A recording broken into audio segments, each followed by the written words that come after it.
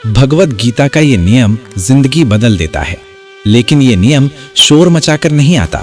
ये धीरे धीरे इंसान के भीतर उतरता है, और जब उतर जाता है तो जिंदगी वैसी नहीं रहती जैसी पहले थी। ये नियम है, कर्म करो लेकिन फल से मत बंधो। सुनने में बहुत आसान लगता है, लेकिन जीने में सबसे मुश्किल यही है, क्योंकि इंसान कर्म से ज्यादा फल में जीता है। सुबह उठते ही हम ये नहीं सोचते कि आज मैं ईमानदारी से क्या करूंगा, हम सोचते हैं आज मुझे क्या मिलेगा। यहीं से बेचैनी शुरू हो जाती है। गीता कहती है, तुम्हारा अधिकार सिर्फ कर्म पर है, फल तुम्हारे हाथ में नहीं। इसलिए फल को अपने सिर पर मत उठाओ। लेकिन हम क्या करते हैं, हम परिणाम को अपनी पहचान बना लेते हैं। अगर सफल हुए तो खुद को बड़ा समझते हैं, अगर असफल हुए तो खुद को बेकार, और इसी झूले में पूरी जिंदगी निकल जाती है। कृष्ण जानते थे कि अगर इंसान फल में उलझ गया तो वो टूट जाएगा। इसलिए उन्होंने अर्जुन को सीधा सच दिखाया। उन्होंने कहा, तुम्हारा काम लड़ना है, जीत तय करना नहीं। अर्जुन का डर युद्ध से नहीं था, अर्जुन का डर परिणाम से था, और यही डर आज हर इंसान का है। अगर ये नौकरी नहीं मिली तो क्या होगा, अगर ये रिश्ता टूट गया तो क्या होगा, अगर लोग क्या कहेंगे तो क्या होगा।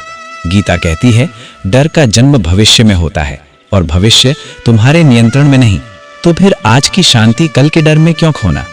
जब इंसान इस नियम को समझ लेता है तो वो काम करता है, लेकिन खुद को जलाता नहीं।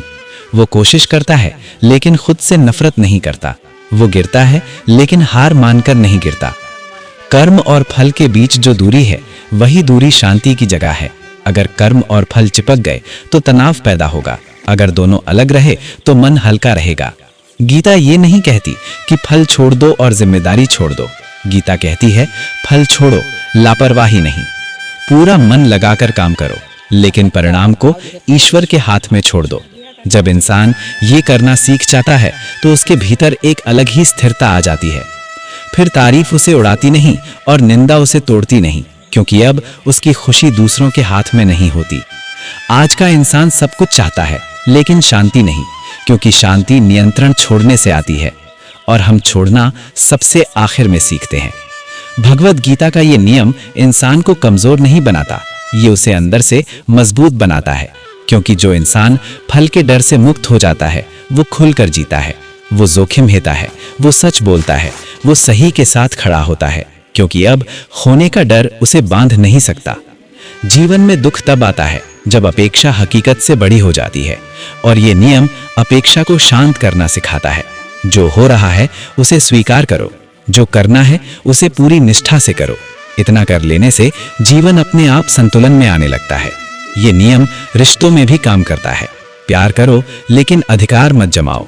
देना सीखो, लेकिन बदले की भूख मत रखो। जब प्रेम अपेक्षा से मुक्त होता है तो वो बोझ नहीं रहता। ये नियम काम में भी काम करता है। ईमानदारी से काम करो, लेकिन खुद की कीमत परिणाम से मत जोड़ो। तुम्हारी कीमत तुम्हारे प्रयास से है, ना कि तुम्हारी उपलब्धि से। और यही समझ जिंदगी बदल देती है, क्योंकि जिस दिन इंसान ये समझ लेता है कि मैं परिणाम नहीं हूं, मैं प्रयास हूं, उस दिन से उसका जीवन हल्का हो जाता है। वो मुस्कुराता है, बिना वजह नहीं, बिना डर के। तो भगवत गीता का ये नियम कोई दर्शन नहीं, कोई प्रवचन नहीं, ये जीने की कला है।